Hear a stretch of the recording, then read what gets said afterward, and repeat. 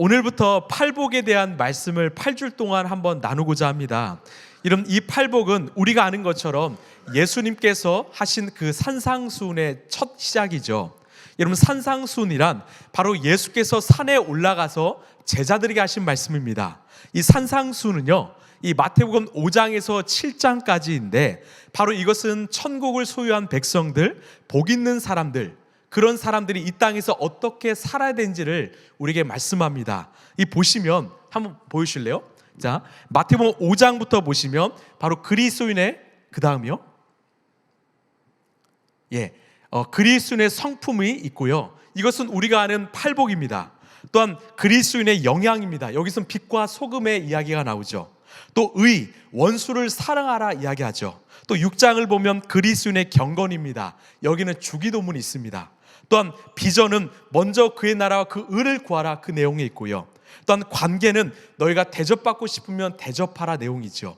또 순종은요, 주여 주여 하는 자마다 천국에 가는 것이 아니라 하나님의 뜻대로 행하는 자가 천국에 간다. 그런 주옥 같은 내용이 마태복음 5장에서 7장까지 있습니다.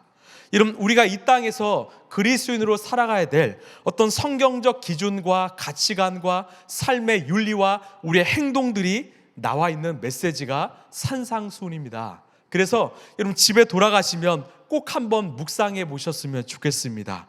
우리 1절 말씀 함께 읽겠습니다. 시작.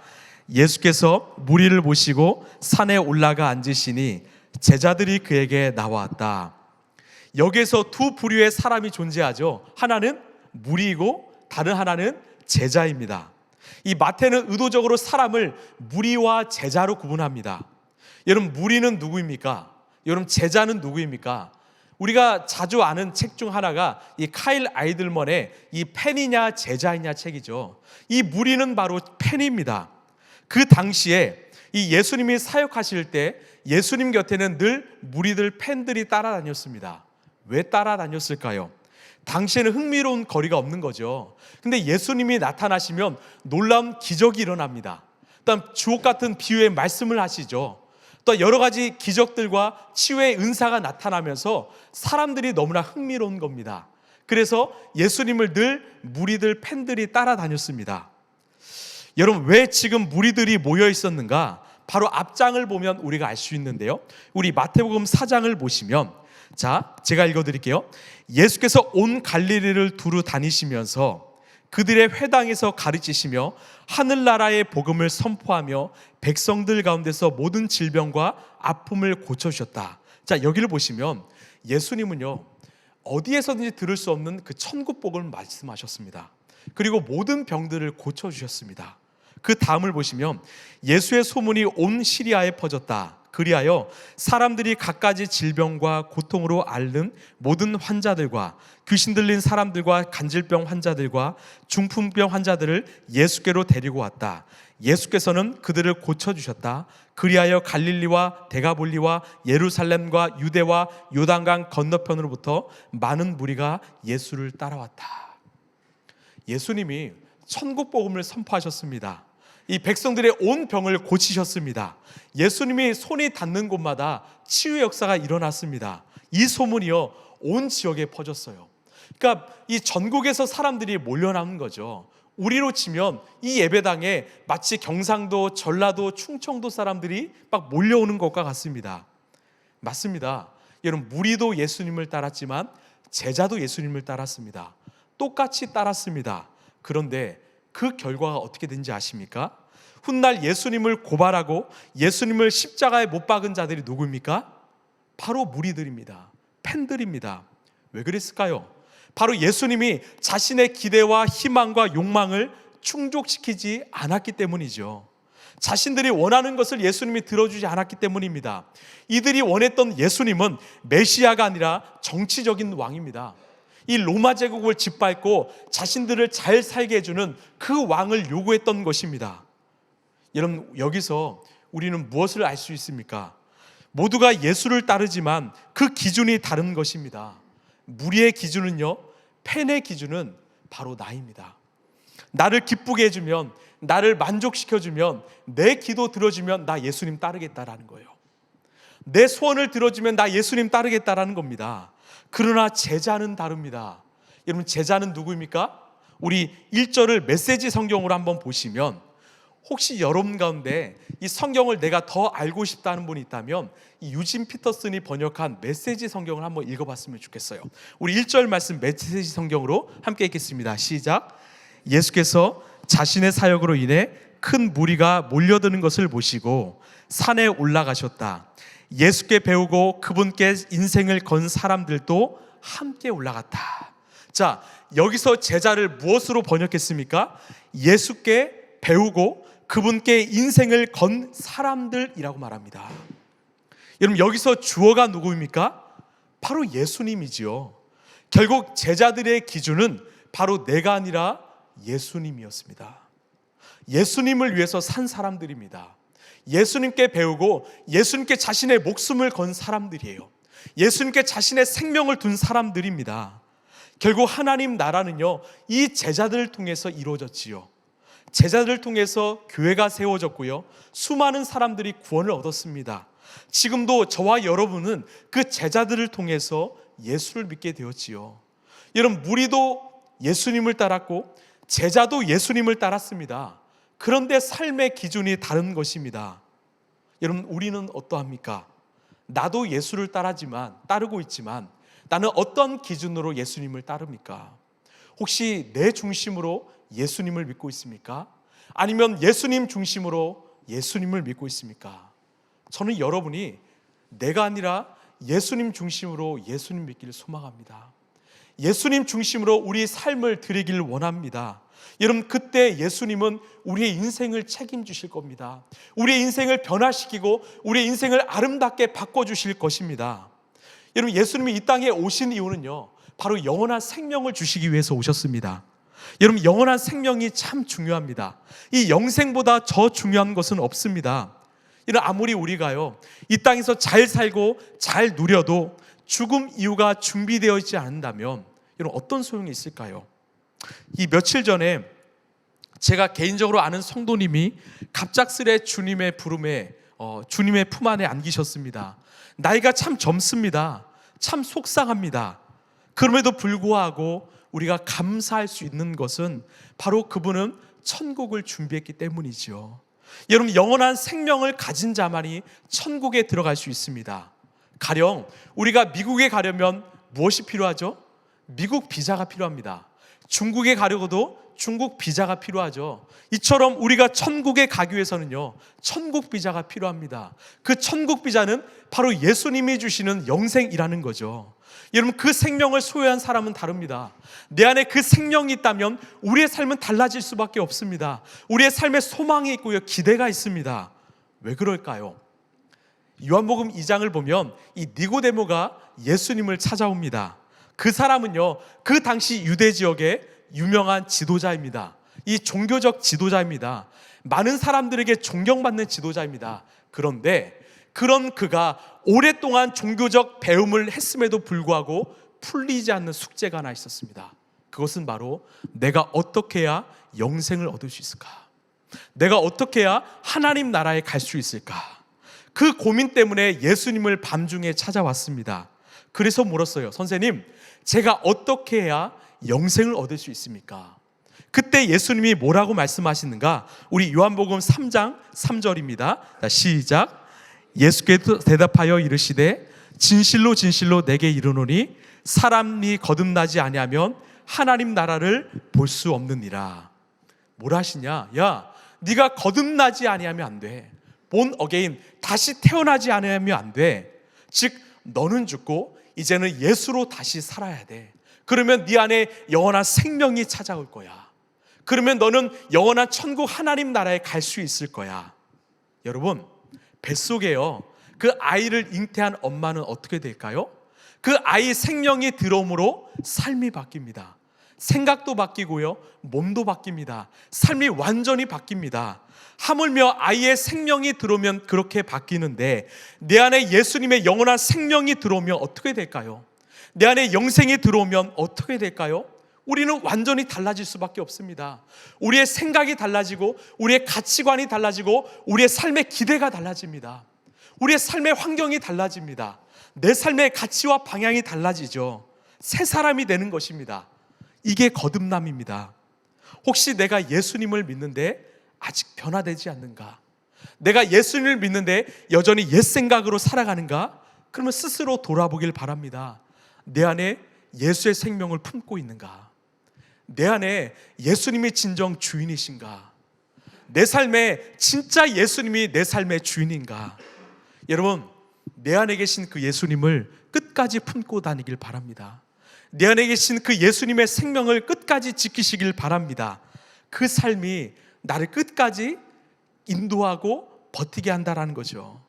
여러분, 그래서 우리는 예수님을 잘 믿어야 됩니다.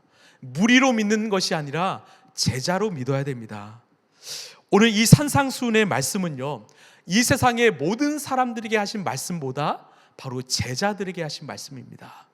저와 여러분에게 하신 말씀입니다. 여기서 우리는 팔복이 주는 이 두 가지의 방향을 알 수 있습니다. 첫 번째는요, 우리 함께 읽어볼까요? 자, 시작. 팔복의 말씀은 우리 모두에게 적용되는 말씀이다. 예, 제자인 우리는요, 마음이 가난해야 되고 또한 슬퍼해야 되고 온유해야 되고 의에 줄이고 목말라야 합니다. 또한 제자인 우리는 자비로운 사람이 되어야 되고 마음이 깨끗해야 되고 평화를 이루고 의를 위해 박해를 받아야 합니다.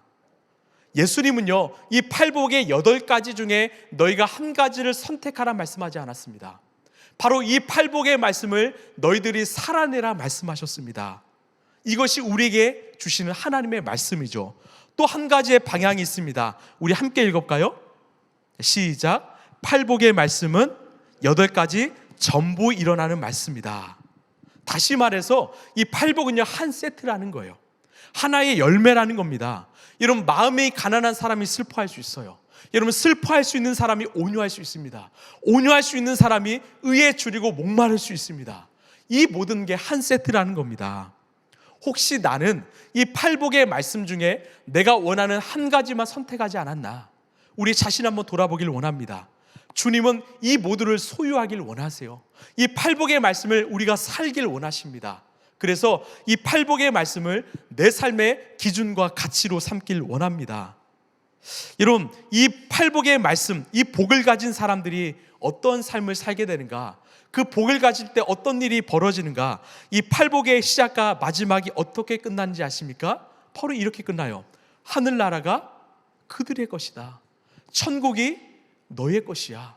야, 이 세상의 생명이 아니라 바로 영원한 생명이 너희의 것이라는 거죠. 여러분, 천국을 소유하며 사시길 바랍니다. 여러분, 천국을 소유하는 것은요, 어렵지 않습니다. 돈으로 소유할 수 없지요. 권력으로 소유할 수 없지요. 인기로 소유할 수 없지요. 바로 마음이 가난한 것으로 충분합니다. 예수님을 사랑하는 것으로 충분합니다. 예수님을 잘 믿는 것으로 충분합니다. 여러분, 이것이요, 얼마나 큰 복음인지 모릅니다. 이 세상의 종교는요, 너희들 구원받기 원해? 너희들 최선을 다해야 돼. 너희가 구원받고 싶어? 너 열심히 살아야 돼. 계속 열심히 최선을 다해 살라고 합니다. 그래서 저는 이 종교를 영어로 이 do라고 말하고 싶어요. do, 너 열심히 해. 너 최선을 다해. 너 목숨 걸어. 문제는요, 내가 얼마나 열심히 해야 되는지, 내가 얼마나 최선을 다해야 되는지, 내가 얼마나 이 땅에서 마일리지를 쌓아야 되는지 그 기준을 모른다라는 거예요. 그래서 종교 생활을 하면 할수록 늘 불안합니다. 여러분, 종교 생활을 하면 할수록 늘 두렵습니다. 왜? 내가 얼마나 해야 될지 모르기 때문이죠. 그런데 저는 기독교를 영어로 이 done으로 표현하고 싶습니다. done, 이미 끝났습니다. 다 이루었습니다. 누가요? 예수님이요. 야, 내가 다 이루었어. 너는 누리기만 해. 야, 내가 다 끝냈어. 너는 살길만 해. 그게 복음 아닐까요? 여러분, 그래서 기독교에는요, 자유가 있습니다. 감사가 있지요. 기쁨이 있지요. 왜? 우리 예수님이 다 해결하셨기 때문입니다. 그래서 우리는 복 있는 사람입니다. 그분이 다 하셨기 때문에 우리에겐 복이 있습니다. 우리는 누리면 됩니다. 여러분, 제가 여러분에게 간곡하게 말씀드립니다. 여러분, 다른 복을 쫓지 마시고 진짜 복을 쫓길 바랍니다. 여러분, 내게 있는 진짜 복은 무엇입니까? 따라할까요? 예수 그리스도. 다시요, 예수 그리스도. 여러분, 진짜 복은 예수 그리스도입니다. 다른 복이 아니라 내 안에 계신 그 예수 그리스도가 진짜 복이라는 거죠. 여러분, 그분이 내 안에 계시기 때문에 나는 천국을 누릴 수 있는 겁니다. 샬롬을 누릴 수 있는 겁니다. 예수님이 내 안에 계시기 때문에 마음이 가난할 수 있고 온유할 수 있고 자비를 누릴 수 있는 거죠. 그래서 예수님이 복입니다.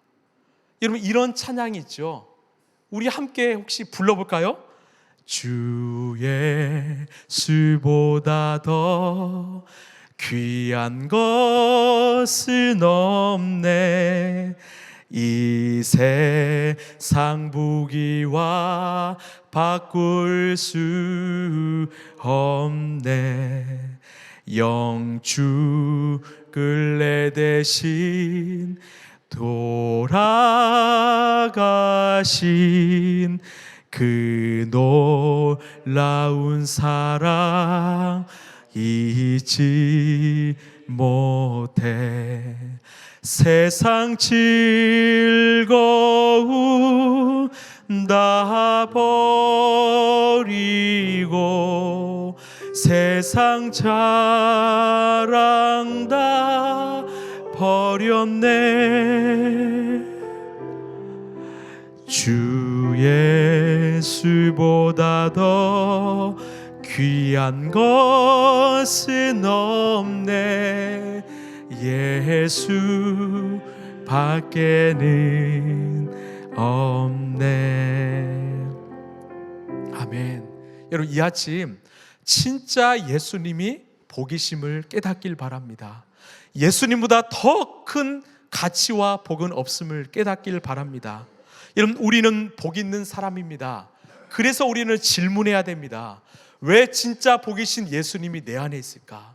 왜 부족할 것 없고 가치 없는 우리에게 그 복이신 예수님이 찾아오셨는가? 여러분, 이유는 하나입니다. 너희들이 그 복을 충분히 누리고 그 복을 전하라는 것입니다. 여러분, 라이프처치를 이 지역에 세우신 이유가 무엇입니까? 너희들이 누린 그 복을 이 지역 사람들에게 전하라는 거죠. 그래서 저희가요, 어제는 이 군고구마를 구웠습니다. 맛있게 구해서 어떻게 했을까요? 이 지역 분들에게 이 전도지와 함께 나눠줬는데 너무나 즐거워하시더라고요. 기뻐하시더라고요. 이따가 우리도 먹겠지만, 그래서 다음에는 한번 맛있는 호떡 한번 구워서 또 나눠주면 참 좋겠다 싶더라고요. 그때 여러분을 초대할 테니까 함께 했으면 좋겠습니다. 여러분, 이 복을 나누라는 거예요. 저는 오프라 윈프리란 그 여인을 참 좋아합니다. 이 여인을 아시겠지만 정말 최악의 가정에서 태어났습니다. 상처 속에 살았지요. 그런데 지금은 전 세계에서 영향력을 끼치는 아름다운 여인으로 살고 있지요. 그녀가 쓴 책 이것이 사명이다 해서 4가지 사명을 이야기하는데, 보시면 첫째는 남보다 더 가졌다는 것은 축복이 아니라 사명이다라는 거예요. 둘째는 남보다 아파하는 것이 있다면 그것은 고통이 아니라 사명이다라는 거죠. 남보다 설레이는 꿈이 있다면 그것은 망상이 아니라 사명이다라는 거예요. 남보다 부담되는 어떤 것이 있다면 그거 사명이라는 겁니다. 저는 첫 번째 글귀를 참 좋아합니다. 내가 남보다 더 가진 것이 있다면 그것은 나만 누리는 축복이 아니라 뭐라고요? 사명이라는 거예요. 그거로 너희 누군가를 도우라는 거죠. 사용하라는 거죠. 여러분, 이것이 사명임을 기억하시길 바라요. 내가 누군가보다 가진 것이 있습니까? 달란트가 있습니까? 재능이 있습니까? 그거 사명입니다. 하나님을 위해서 아름답게 사용하시길 바라요. 그 복을 흘려보내시길 바랍니다. 이 팔복의 첫 포문이 이렇게 시작합니다. 우리 3절 말씀 함께 읽겠습니다. 시작. 마음이 가난한 사람은 복이 있다. 하늘나라가 그들의 것이다. 예, 마음이 가난한 사람이 복이 있다라고 말해요. 이런 왜 그 마음이 가난한 사람이 복이 있을까요? 이 말씀은 팔복의 첫 번째 말씀입니다. 이 처음이라는 것은 참 중요한 의미가 있는데, 아까 제가 팔복이요 하나하나 쪼개진 것이 아니라 한 세트라고 말씀드렸습니다. 그래서 이 마틴 로이드 존스라는 목사님이 이렇게 말씀하셨어요. 마음이 가난한 자가 복이 있다는 말씀은 이 말씀 뒤에 오는 모든 복의 열쇠가 되기 때문이다. 무슨 말이냐? 이 마음의 가난함이 정말 중요합니다. 왜? 이 가난함이 다른 복을 여는 열쇠가 되기 때문이에요. 마음이 가난하기 때문에 우리는 슬퍼할 수 있습니다. 우리가 마음이 가난할 때 온유할 수 있고요, 마음이 가난할 때 자비로울 수 있습니다. 이게 중요하다라는 거예요. 그렇다면 어떻게 해야 마음이 가난할 수 있을까? 이 가난하다를 헬라어로 이 푸토코스라고 합니다. 어떤 뜻이냐? 절대 빈곤의 상태예요. 극빈의 상태입니다. 배고픔의 상태예요. 여러분, 이 거지가 있는데 거지가 며칠 동안 굶으면 어떻게 되죠? 바로 음식을 얻기 위해서 누군가에게 그 구걸하기 위해서 납작 엎드립니다. 왜? 그 음식이 내 생명이기 때문이죠. 그런 상태라는 거예요. 그 음식을 얻기 위해서, 내가 살기 위해서 엎드린다라는 뜻이 바로 마음이 가난하다입니다. 여러분, 내 마음이 가난하다는 것은요, 이 세상에 소망이 없다는 것을 깨닫고 오직 소망은, 생명은 예수님께 있다는 것을 깨닫는 사람입니다. 그러면 예수님께 엎드리죠. 왜? 예수님께 그 소망과 생명이 있음을 알기에 우리는 납작 엎드릴 수 있는 것입니다. 그것이 바로 마음의 가난함입니다. 여러분, 우리가요 진심으로 하나님 앞에 서면요, 우리는 부끄러워서 설 수가 없습니다. 정말 거룩하고 의로우신 하나님 앞에 서면요, 모든 것이 다 들통나기 때문에 우리는 부끄러워서 설 수가 없습니다. 세상에서는요, 내가 좀 더 잘 나간다고, 내가 좀 안다고 정말 이렇게 의기양양 살아왔지만 우리 앞에 예수님이 계시면 우리는 부끄러워서 설 수가 없습니다. 그래서 예수님 앞에 섰던 자들이 뭐라고 고백하는가? 예수님, 저는 죄인입니다. 저에서 떠나가 주십시오. 모세가 그랬고, 다윗이 그랬고, 다니엘이 그랬습니다. 바울이 그랬고, 또 베드로가 그랬습니다. 그런데요, 진짜 마음이 가난한 사람은 하나님 앞에서 자신이 부끄럽다는 고백만으로 끝나지 않습니다. 내가 부족하고 연약한 것을 알기 때문에 그 예수님으로 나를 채우기 시작합니다. 최근에 이 한 성도와 이런저런 대화를 나눴습니다. 그분의 고민이 이러했습니다. 목사님, 제가 예수님을 믿는데 왜 이렇게 연약할까요? 제가 예수님 믿는데 왜 이렇게 흔들릴까요? 좀 더 강해져야 되는데, 좀 더 단단해져야 되는데. 맞습니다. 많은 크리스찬들이 이런 죄책감을 갖고 있어요. 예수님 믿는데 내가 이렇게 불안해야 될까? 좀 강해졌으면 좋겠는데. 그러면서 목사님, 제가 어떻게 하면 성숙해질 수 있을까요? 이런 질문을 하는 거예요. 제가 말했습니다. 성도님, 진정한 성숙은요, 독립이 아닙니다. 내가 스스로 강해져서 잘 버티고 잘 살아가는 거, 잘 해내는 거, 그거 성숙 아닙니다. 진정한 성숙은 철저한 성숙은 철저한 주님 의존이라고 말씀드렸어요. 하나님 없이는 난 단 하루도 살 수 없습니다. 하나님 없이는 난 단 하루도 아무것도 할 수 없습니다. 이 고백이 바로 진정한 성숙인 거죠. 그렇습니다. 우리 한번 읽어볼까요? 시작. 신앙의 성숙은 독립이 아니라 절대 의존입니다. 이런 아멘이십니까? 여러분, 진정한 신앙의 성숙은요, 독립이 아니라 바로 절대 의존입니다. 왜 예수님을 잘 믿었던 목사님들이 무너질까요?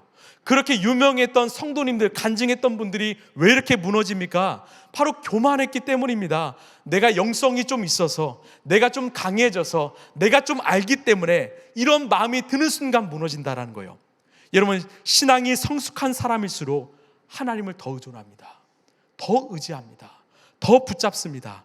더 겸손합니다. 그래서요, 성화는 내가 성장하는 것이 아니라 날마다 하나님을 더 의존하는 거예요. 여러분, 성화는요, 내가 점점 자라나는 것이 아니라 더 많이 하나님을 의존하는 겁니다. 하루에 한 번 의존했다면 이제는 1시간에 한 번씩 의존합니다. 이제는 1분 1초 매 순간 하나님을 의존하게 되는 것이 성화라는 거예요. 영빨이 좋은 사람, 내가 어떤 영적 거장 없습니다. 하나님만이 영적 거장이시죠. 우리는 더 하나님을 의존하는 것이 성화라는 것입니다.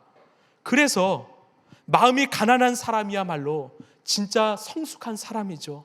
나는 하나님 없이는 단 하루도 살 수 없습니다. 아니, 1분 1초도 살 수 없습니다. 그래서 하나님을 붙잡습니다. 이 메시지 성경이요, 이 3절을 이렇게 번역하더라고요. 벼랑 끝에 서 있는 너희는 복이 있다. 너희가 작아질수록 하나님과 그분의 다스림은 커진다. 여러분, 놀라운 말씀이죠. 여러분, 정말 내가 나 자신을 깨닫게 됐을 때가 언제인지 아십니까? 내가 벼랑 끝에 서 있을 때요. 내 삶에 그 고난과 고통이 찾아올 때입니다. 아무것도 할 수 없을 때 우리는 나를 직면하기 시작해요. 그리고 내가 가진 것, 내가 누려왔던 것들이 아무것도 아닌 것을 깨닫게 됩니다. 그리고 내 삶을 이끄실 분은 오직 예수님밖에 없음을 나는 깨닫게 됩니다. 여러분, 내가 벼랑 끝에 서 있을 때 그때가 우리 예수님을 만날 때라는 거죠. 여러분, 이 사도 바울에게는 육체의 가시가 있었습니다.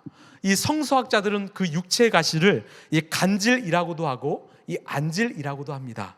그게 무엇이든 그 병은요, 사도 바울에게는 큰 장이었어요. 예를 들어서 이 바울이 열심히 복음을 전합니다. 여러분, 예수님 잘 믿으십시오. 예수님 믿으며 영원한 생명을 얻습니다. 전하는데 갑자기 푹 쓰러집니다. 그리고 몸을 막 바르르 떨어요. 여러분, 그러면 사람들이 뭐라고 말할까요? 야, 네 병도 못 고쳐주시는 그 예수님을 누가 믿냐? 여러분, 이 복음을 전하는데 장애물이 되었지 않았을까요? 그래서 사도 바울은 답답한 마음에 3번이나 간청하며 기도합니다. 하나님, 제 병을 고쳐주십시오. 여러분, 그 하나님이 그 바울의 기도를 응답하셨을까요? 안 하셨을까요? 여러분, 하셨을까요? 안 하셨을까요? 예, 맞습니다. 많은 사람들은 응답 안 하셨다라고 생각하는데 아니요, 놀랍게 하셨습니다. 사도 바울이 기도한 제목보다 더 좋은 것으로 응답하셨습니다. 그 응답이 무엇이었냐? 이 고린도전서 12장 9절 10절 말씀인데요. 그러나 주님께서는 내게 이렇게 말씀하셨습니다. 내 은혜가 내게 족하다. 내 능력은 약한 데서 완전하게 된다. 그러므로 그리스도의 능력이 내게 머무르게 하기 위하여 나는 더욱더 기쁜 마음으로 내 약점들을 자랑하려고 합니다. 이게 중요하죠. 우리 한번 읽어볼까요? 내가 약할 때 그때 오히려 내가 강하기 때문입니다. 아멘. 무슨 말이냐? 바울아, 너는 네 병 하나 고쳐달라고 나에게 요청했지만 나는 너에게 내 전부를 줄게. 너 병 하나 고쳐달라고 나에게 의지했지? 아니야, 나는 내 전부를 너에게 줄 거야. 나 마음껏 써. 너희 약할 때 내가 강함 될 거야. 사도 바울은 나의 병 고쳐달라고 요청했지만 하나님은 자신의 모든 것을 주셨다라는 거죠. 내가 약하기 때문에 내가 더 일할 거야. 네가 약하기 때문에 내가 더 크게 역사할 거야. 그 병이 오히려 하나님을 얻게 되었다라는 겁니다. 여러분, 그렇게 돼서 어떻게 되었습니까? 정말 사도 바울은 끝까지 변치 않고 복음을 전하는 사도가 되었습니다. 가는 곳곳마다 하나님의 살아계시는 역사가 일어났습니다. 왜? 그가 그렇게 연약할 때 하나님이 강한 되셨기 때문이죠. 이게 바로 마음이 가난한 자가 누리는 복입니다. 그래서 메시지 성경은 3절에 이렇게 말하죠. 너희가 작아질수록 하나님과 그분의 다스림은 커진다. 너희가 작아질수록 하나님의 그분의 다스림은 커진다라는 것이죠. 여러분, 우리가 지금부터 해야 될 것은 무엇입니까? 내 마음이 가난해지는 거예요. 나를 내려놓는 겁니다. 철저하게 나를 내려놓고 하나님을 바라보는 거죠. 나의 약함을 고백하는 겁니다. 나의 연약함을 고백하는 겁니다. 그러면 그분의 다스림은 커지기 시작할 것입니다. 말씀을 마무리하겠습니다. 우리 가운데 누군가는 정말로 어려운 시간을 보내시는 분들이 있습니다. 여러분, 하나님이 쓰시는 사람은요, 늘 광야의 시간을 겪게 하십니다. 아브라함도, 요셉도, 모세도, 다윗도 그랬습니다. 그런데 내 삶에 고난이 찾아왔다고 여러분 걱정하지 마십시오. 하나님은 그 고난을 견딜 수 있는 힘도 함께 해주십니다. 그 하나님과 그 고난을 같이 통과하는 거예요. 내가 약할 때 강함 되시는 그 하나님께서 우리의 삶을 포기하지 않고 오늘 또 인도하심을 여러분 믿으시길 바랍니다. 또한 누군가는 자발적으로 고난을 겪는 사람이 있습니다. 바로 예수님의 제자들이죠. 그런데 걱정하지 않습니다. 왜? 내가 예수님 때문에 이 길을 가는 것이기 때문에 예수님이 그 인생을 끝까지 지키십니다. 여러분, 하나님이 책임지실 거예요. 여러분, 하나님이 지켜주실 거예요. 우리 인생이 하나님께 있기 때문에 내 안에 계신 그 하나님께서 여러분의 인생을 책임지실 거라 믿습니다. 우리가 할 수 있는 것은요, 마음이 가난한 거예요. 하나님께 내 모든 것을 맡기는 겁니다. 내가 약할수록 그분의 함께 하심이, 그분의 다스림이 커짐을 내가 알기 때문에 하나님, 나는 오늘 또 아무것도 할 수 없습니다. 내가 매분 매 초마다 하나님을 의존하기 원합니다. 신앙의 성숙은요, 바로 내가 인생을 독립하는 것이 아니라 철저하게 주님을 의존하는 것입니다. 힘들기 때문에 더 의존하고 더 붙잡는 저와 여러분 되길 간절히 소망합니다. 오늘 말씀을 생각하면서 우리 이 찬양 함께 고백했으면 좋겠습니다. 우리의 마음을 고치시고 우리의 삶 가운데 늘 함께 하시는 그 하나님을 우리 함께 다시 한번 고백하길 원합니다.